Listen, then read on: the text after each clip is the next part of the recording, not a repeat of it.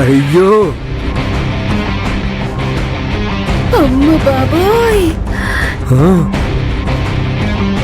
ఏమండి చూసారా ఎన్ని నగలు పెట్టెలున్నాయో? అంతా బంగారమే. త్వరగా తీసుకో. ఆ, ఆ.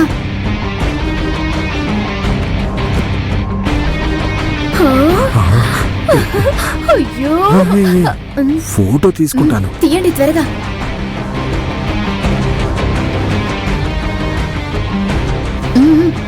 ఉండండి ఇంకొకటి తీస్తాను.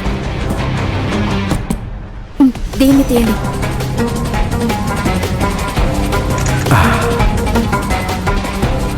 త్వరగా. ఇంకో బాక్స్ ఓపెన్ చేయండి.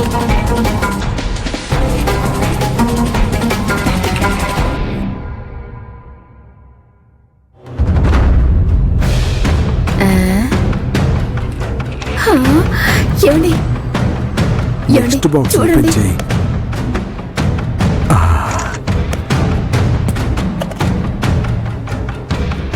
ఏమండి ఇందులో ఏదో ఒక నగని మనం కొట్టేద్దామా? ఆశగా ఉందండి. చేతులు నవనవలాడుతున్నాయండి.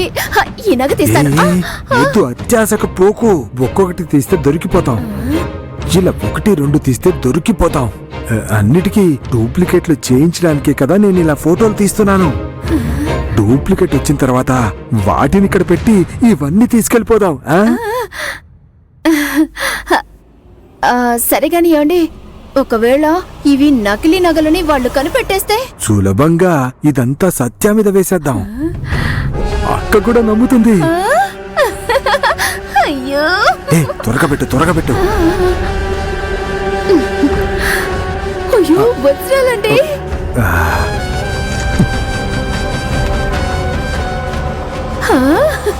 బాబోయ్ ఎంత డబ్బుందో. ఏంటి అవి తీస్తున్నావు? ఏమండి మీకేం తెలీదు, మీరు ఊరుకోండి.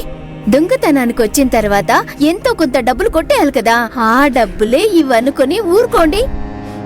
ఈ డబ్బు కట్టే మీ విజయానికి తొలిపునాది. ఏమే, నేనేదో మందు తాగి వాగాననుకో, అది నాతో నిజంగానే చేయిస్తావా? అయితే ఏంటంట? అడ్డదారిలో వెళ్లి కోటీశ్వరుడినవుతానని నా చేతిలో చెయ్యి వేసి ప్రామిస్ చేశారు కదా. అది నేను చేయలేదే, నేను తాగిన బ్రాందీ అదే నాతో అలా చేయించింది. ఏదైతే ఏంటి, ప్రామిస్ చేశారా లేదా చెప్పండి. అందుకే ఈ డబ్బుల కట్టే మీ గెలుపుకి తొలిమెట్టండి. రండి రండి, సొల్లాపి త్వరగా నడవండి. ఎవరైనా చూస్తారు మనల్ని. రండి, నడవండి. అయ్యో అమ్మయ్యా, పోలీసులు పట్టుకునుంటే నా తోలు తీశాకే నన్ను వదులుండేవారు. రే అర్జున్, అక్క, మీరిద్దరూ కలిసి నన్ను నమ్మించి మోసం చేసి ఇప్పుడు దొంగలాగా మార్చారే. ఈ పాపమంతా మీ ఇద్దరిదే.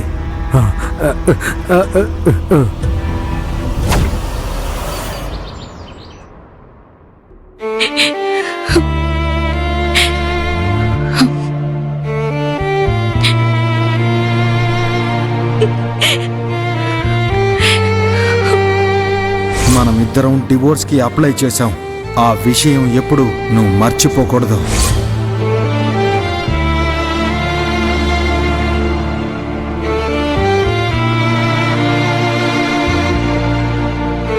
నిన్నే వద్దని నిర్ణయించుకున్నాక ఇక నీకు సంబంధించిన ఏ విషయము నా మనసుని మార్చలేదు.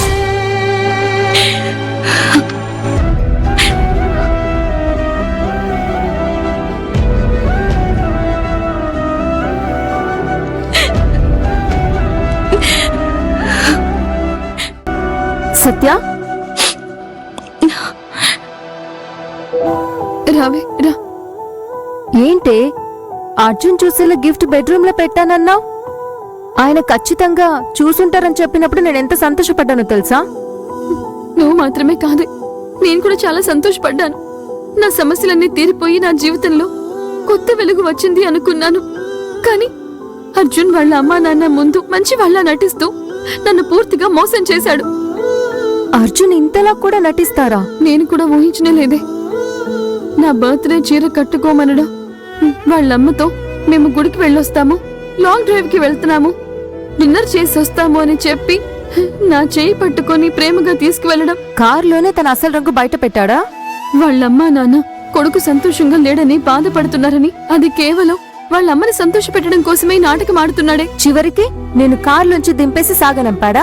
ఈవినింగ్ వర్క్ అయ్యాక వచ్చి పికప్ ఆ చేసుకుంటానన్నా. డ్రామా ఇంకా మిగిలే ఉందా?